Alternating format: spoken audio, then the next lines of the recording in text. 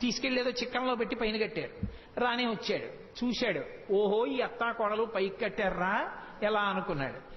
పీటలు రోళ్లు అన్ని తీసుకొచ్చాడు, అక్కడ వేశాడు, వాటి మీద ఎక్కాడు. ఇలా చెయ్యి పెడదామని చూశాడు, అందలేదు. పీటలు రోళ్లు వేసుకున్న అందనంత పైకి పెట్టేశారా, వీళ్ళ పని చెప్పాలనుకున్నాడు.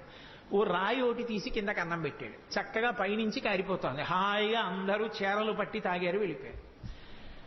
భాగవతం కాదు కానీ నాకు ఇది చెప్పినప్పుడల్లా జ్ఞాపకం వస్తుంటుంది.